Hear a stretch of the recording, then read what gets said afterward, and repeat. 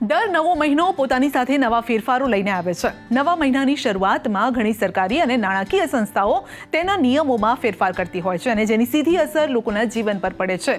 જૂન મહિનાની શરૂઆતમાં પણ 4 મોટા ફેરફાર થઈ રહ્યા છે।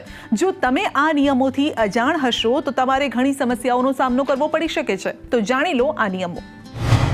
LPG gas cylinder. Oil marketing કંપનીઓ દર મહિનાની શરૂઆતમાં એલપીજી ગેસ સિલિન્ડરના ભાવમાં ફેરફાર કરે છે। આ કારણોસર 1 જૂનથી એલપીજી ગેસ સિલિન્ડરની કિંમતોમાં ફેરફાર થઈ શકે છે। ઓઇલ માર્કેટિંગ કંપનીઓ એલપીજી સિલિન્ડરની કિંમત નક્કી કરે છે અને કંપનીઓ 14 કિલોના ઘરેલું અને 19 કિલોના કમર્શિયલ સિલિન્ડરની કિંમતો નક્કી કરતી હોય છે। આ સાથે સીએનજી અને પીએનજીના ભાવ પણ નક્કી કરવામાં આવે છે।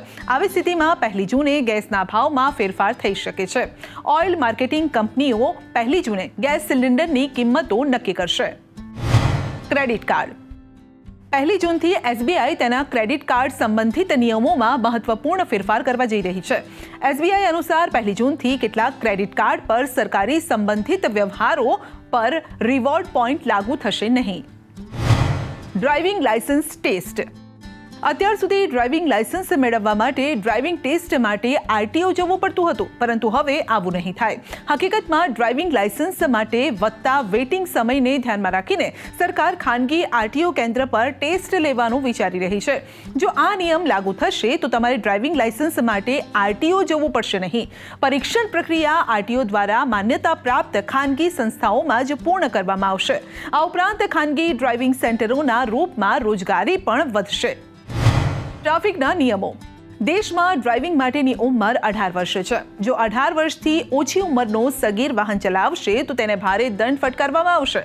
જો કોઈ સગીર વાહન ચલાવતો જોવા મળે તો તેને 25,000 રૂપિયા સુધીનો દંડ ભરવો પડશે અને આ સિવાય સગીરને 25 વર્ષની ઉંમર સુધી લાયસન્સ પણ નહીં મળે।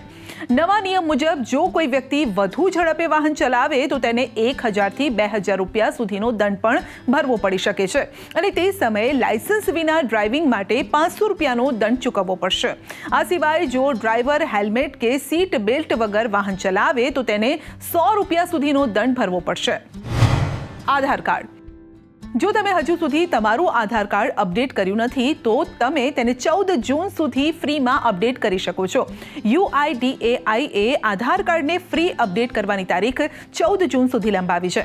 જો તમે 14 જૂન સુધીમાં આધારને મફતમાં અપડેટ નહીં કરો તો તમારે આ માટે આધાર કેન્દ્રની મુલાકાત લઈને 50 રૂપિયા સુધીની ફી પણ ચૂકવવી પડશે।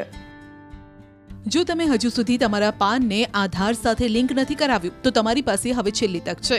31મી મે પહેલા તમારા પાન કાર્ડને આધાર સાથે લિંક કરવું પડશે।